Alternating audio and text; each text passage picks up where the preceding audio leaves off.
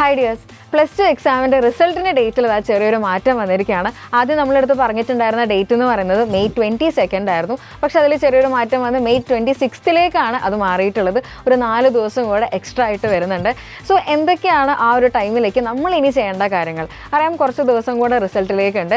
Result വന്നു കഴിഞ്ഞാൽ പിന്നെ ബാക്കി കാര്യങ്ങളൊക്കെ ഭയങ്കര ഫാസ്റ്റ് ആയിരിക്കും. അപ്പോൾ അതിനു മുന്നേ നിങ്ങൾ ചെയ്യേണ്ട കാര്യങ്ങൾ എന്ന് പറയുന്നത്, ഇനി ഇതിന് ശേഷം എന്താണ് ചെയ്യേണ്ടത്?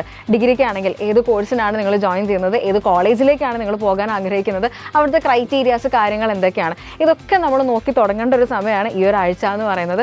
അതേപോലെ തന്നെ കോളേജസിലേക്ക് പോകുന്ന സമയത്ത് നമുക്ക് കുറേ സർട്ടിഫിക്കറ്റ്സിൻ്റെ ആവശ്യം ഉണ്ടായിരിക്കും. സ്കോളർഷിപ്പിനൊക്കെ അപ്ലൈ ചെയ്യാനായാലും income certificate, nativity certificate, so അത്തരത്തിലുള്ള സർട്ടിഫിക്കറ്റ്സിൻ്റെ ആപ്ലിക്കേഷനും കൂടെ ഈ ടൈമിൽ നിങ്ങൾ തുടങ്ങി വെക്കുകയാണെങ്കിൽ നമ്മൾ അഡ്മിഷൻ പ്രോസസ്സ് ആകുമ്പോഴത്തേനും നിങ്ങൾക്ക് അതൊക്കെ ഈസി ആയിട്ട് അവൈലബിൾ ആയിരിക്കും കയ്യിൽ തന്നെ. ഇനി നെക്സ്റ്റ് ഇപ്പോൾ +2 പഠിക്കുന്ന വിദ്യാർത്ഥികളോടാണ്. ഒരു വർഷം നമ്മളുടെ മുന്നിലുണ്ട്, കുറേ കാര്യങ്ങൾ നമുക്ക് സെറ്റാക്കാനുണ്ട്, ഒരുപാട് ടോപ്പിക്സ് നമുക്ക് പഠിക്കാനായിട്ടുണ്ട്. ഓൾറെഡി നിങ്ങൾക്കറിയാം, യൂട്യൂബിൽ നമ്മൾ ഫസ്റ്റ് ചാപ്റ്ററിൻ്റെ ചെറിയൊരു പാർട്ട് പോയിട്ടുണ്ട്. ആപ്പിൽ ക്ലാസ്സസ് നടന്നുകൊണ്ടിരിക്കുകയാണ്. അപ്പോൾ ഇതുവരെ ആപ്പിൽ ജോയിൻ ചെയ്യാത്ത ആൾക്കാരുണ്ടെങ്കിൽ താഴെ കാണുന്ന നമ്പറിൽ വിളിച്ചിട്ട് ജോയിൻ ചെയ്യാനായിട്ട് ശ്രദ്ധിക്കുക. ആപ്പിൽ നിങ്ങൾക്കറിയാം, ഓരോ ചാപ്റ്റർ വൈസ് നമുക്ക് എക്സാംസും കാര്യങ്ങളും ഒക്കെ ഉണ്ട്. അങ്ങനെ ഒരുപാട് ഫീച്ചേഴ്സ് നിങ്ങൾക്ക് ആപ്പിൽ അവൈലബിൾ ആയിരിക്കും. സോ ഈ കാര്യങ്ങളൊക്കെ അവൈലബിൾ ആക്കി അടുത്ത കൊല്ലം റിസൾട്ട് വരുമ്പോഴത്തേനും കാര്യങ്ങളൊക്കെ സെറ്റാക്കുക. All the best.